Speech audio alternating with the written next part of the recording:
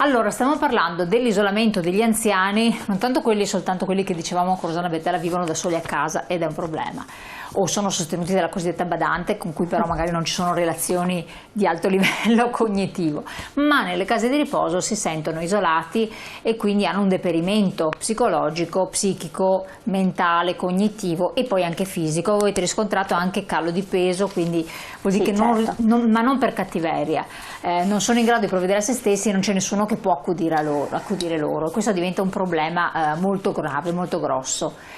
Come è possibile? Lei diceva bisogna stimolare che ci siano corsi eccetera, però non c'è neanche tempo, perché nel frattempo tante persone non possono essere neanche accolte nelle case di riposo, perché le case di riposo non hanno personale per accudirle. Infatti, quindi allora, è un problema grave. Siamo al paradosso, no? Tempo fa praticamente non si riusciva, c'era una lista d'attesa lunghissima per entrare in casa di riposo, ma perché non c'era posto. Adesso il posto ci sarebbe, ma non c'è il personale in alcune situazioni, e tutto ancora una volta grava sulle spalle delle famiglie. Anche se si fa un gran parlare che la domiciliarità deve essere un valore, deve essere sovvenzionata, ci devono essere più servizi a domicilio, eccetera. Però la situazione è grave e bisognerebbe davvero arrivare a mettere in pratica quello che da anni diciamo, che è l'appropriatezza della cura e l'intervento specifico per quella persona in base al bisogno che ha. Certo. E che non è il bisogno solo dell'individuo, diciamo, dell'anziano non autosufficiente, ma di tutto il contesto che gli sta attorno. La famiglia è in grado di farsi carico di quell'anziano, il contesto sociale, i servizi sociosanitari sono in grado di... per cui veramente un piano di intervento degno di questo nome. Che possa essere un supporto utile naturalmente. Sì, perché adesso le famiglie si fanno carico di molti anziani non autosufficienti con l'aiuto delle assistenti familiari o badanti, no? Che però sono persone prive di titolo, non hanno un titolo specifico, sono persone straniere che vengono qua perché hanno bisogno di lavorare, perché c'è questo tema, e tante volte sono lasciate anche loro da sole, no, con l'anziano non autosufficiente, quindi si crea veramente un nucleo malato, io dico, no? Che veramente può invalidare ancora di più e la persona anziana e la stessa assistente familiare che lo assiste e i familiari che ruotano attorno. Chiaro. E poi vabbè, con tutto quello che ne consegue. Mettiamo una piccola parentesi a questo, perché è un argomento importante, quindi abbiamo due punti fondamentali: risolvere la questione delle case di riposo per dare un respiro a chi vuole entrarci, chi ha necessità di entrarci, alle rispettive famiglie, e poi sistemare la questione di questi benedetti vaccini, quindi lo stimolo. Io passerei la parola, quindi la linea con il collegamento, anche a Vittoria De Lutis, perché c'è l'altro grande tema importante su cui voi insistete costantemente, quindi la questione della legalità, e qui ci sono anziani attivi e quindi fate sensibilizzazione e informazione anche con i giovani. Segretaria De Lutis, eccola qua, ci racconti come è andata quest'estate con i campi della legalità e con queste grandi aperture nei confronti anche del mondo dei più giovani. Facciamo vedere anche le slide, estate liberi, campo di impegno e formazione e tutela e difesa. Prego. Sì, salve, buongiorno a tutti. Con Libera contro le mafie da ormai tanti anni collaboriamo con lo SPI proprio sui beni confiscati e sulle esperienze soprattutto di campi estivi che si svolgono in questi beni. Dal 1996 infatti c'è una legge che promuove il riutilizzo sociale dei beni confiscati, e Libera, insieme a tante altre realtà cooperative, ha promosso proprio dei campi di formazione e di impegno in cui si parla di mafia e di corruzione, soprattutto per quanto riguarda il territorio in cui si è inseriti. E in Veneto quest'anno ci sono stati 3 campi.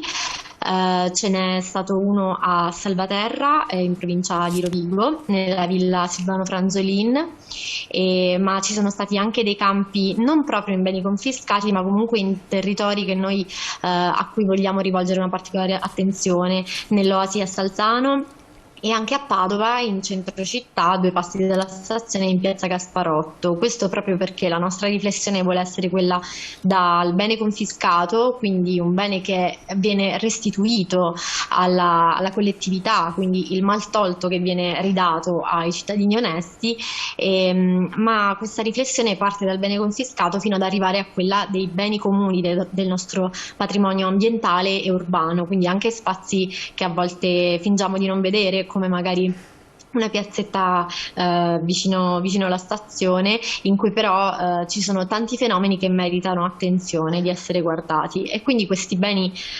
confiscati e beni comuni sono stati, diciamo, le nostre case per alcune settimane di quest'estate, con tanti ragazzi maggiorenni e minorenni che hanno portato la loro attività di volontariato e la loro voglia di conoscere il tema delle mafie e della lotta sociale alle mafie soprattutto. Ecco, come si articolano un po' le giornate per essere anche un po' di attrazione per giovani, oppure per le famiglie che possono stimolare i propri ragazzi, i nonni che seguono i propri nipoti a frequentare questi percorsi? Ovviamente ogni campo estivo è diverso perché proprio è calato sul territorio in cui si trova. Per esempio, se pensiamo a Villa Silvano Franzolini in provincia di Rovigo, nel retro della villa c'è un enorme orto, c'è anche un'attività di allevamento di api, quindi ci si dedica ad attività manuali nella natura, quindi questo, così come è successo anche a Salzano, in cui eravamo proprio in un'oasi ambientale, quindi si fanno delle attività di volontariato, attività che sono poi un po' quello che ci chiedono i ragazzi, sporcarsi le mani, ma farlo divertendosi insieme ai propri compagni. Quindi solitamente una parte della giornata è dedicata a queste attività manuali e un'altra parte è dedicata invece alla formazione. Questo perché non è un semplice centro estivo, ma per noi è importante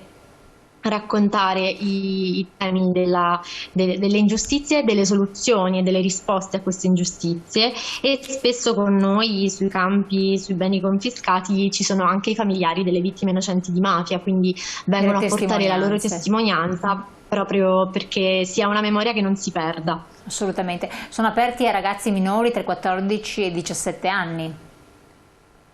Sì, ci sono campi per minorenni, ma ci sono anche campi per maggiorenni, e addirittura in alcuni casi in Italia ci sono campi aziendali, quindi per quelle imprese che scelgono di portare i propri dipendenti sui beni confiscati per fare un'esperienza di questo tipo.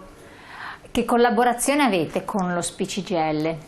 Come si incardina Lo SPI è, diciamo, da una parte un supporto costante, quotidiano, proprio nelle attività, ma è anche un po' la nostra memoria, quindi quello che facciamo insieme è formare i ragazzi con delle testimonianze, con dei percorsi di formazione, e poi spesso i volontari dello SPI sono con noi per tutta la durata del campo e diventano un po' parte della nostra famiglia, quindi viviamo anche tutti i momenti più conviviali, li viviamo insieme.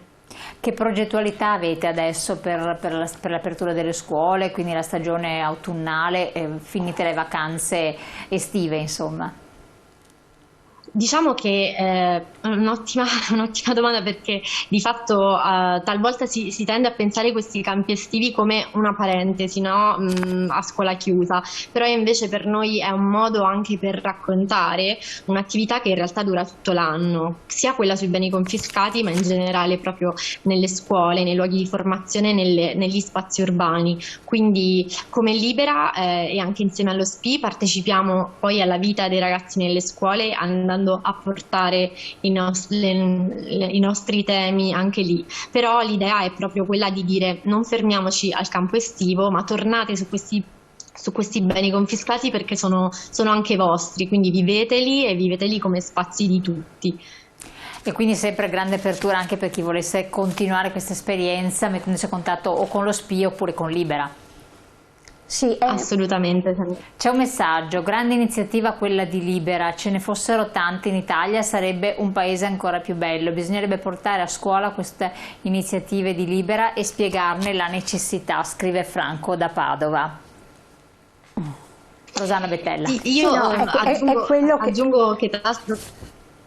Sì, prego, prego. Scusa, Rosanna.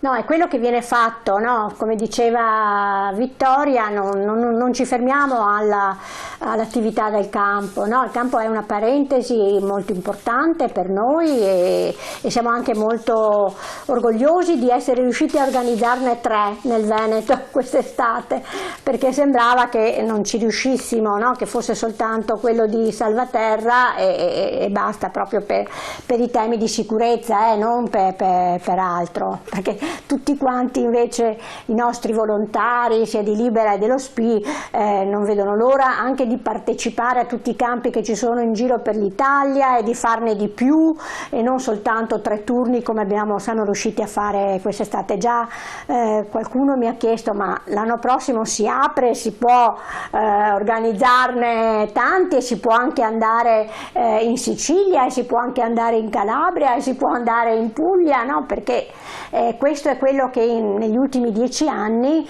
lo SPI assieme a Libera ha fatto, insomma, no? Con la partecipazione ai campi. Ma come dicevo, non è solo il campo è una bella parentesi importante di rapporto intergenerazionale diretto, ma quello che si fa poi è anche le iniziative nelle scuole. Quindi ci sono quindi momenti di incontro con i ragazzi per parlare di mafie, per parlare di regole, di rispetto delle regole, per parlare di rispetto degli altri, no? Della convivenza e della legalità, insomma, in tutte le sue sfaccettature. Chiaro. Andiamo in pubblicità, poi torniamo per completare il discorso. Chiederò anche a Vittoria l'esperienza nelle scuole, che valenza ha, e il fatto che comunque le mafie esistono anche da noi, purtroppo sono una presenza sempre più rilevante, con modalità anche difformi da quelle che erano un tempo, quindi vanno anche affermate certe situazioni e comprese bene. Pubblicità, poi torniamo insieme.